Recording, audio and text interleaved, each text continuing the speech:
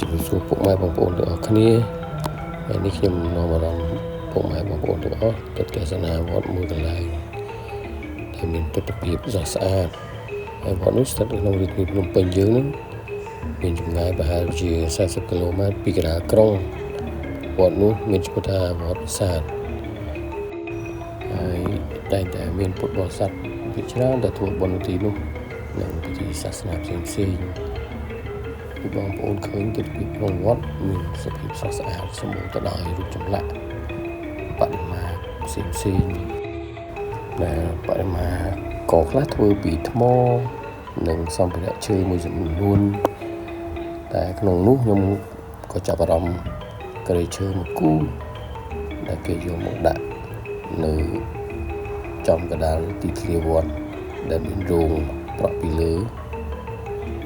ខ្ញុំក៏ឆ្ងល់ថាគ្រែឈើមួយគូនោះគេដាក់ទុកចោលនឹងធ្វើអីមិនយកព្រះសង្ឃទៅសឹងឬក៏ដាក់ចូលក្នុងកុដិរបស់ព្រះសង្ឃទៅហើយខ្ញុំក៏បានសួរ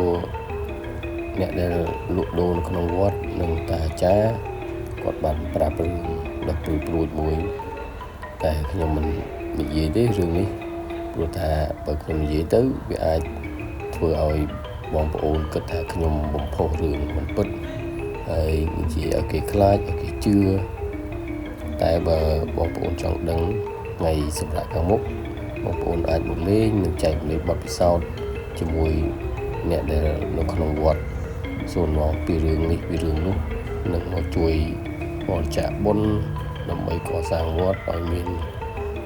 សភាពស្រស់ស្អាតនិងអភិវឌ្ឍវត្តឲ្យកាន់តែរីកចម្រើនសម្រាប់ព្រះសង្ឃនិងពុទ្ធបរិស័ទដែលនៅជុំវិញវត្តមានចំណូលនិងមានជីវភាពគួរសមដើម្បីទាក់ទាញទេសចរផងនិងការផ្សព្វផ្សាយផ្សេងៗដែលធ្វើឲ្យមានភាពល្បីល្បាញរបស់វត្តសូមអរគុណហើយនេះជារូបភាពគ្រែដែលខ្ញុំចាប់អារម្មណ៍អរគុណសម្រាប់ការទស្សនាវីដេអូបាយបាយ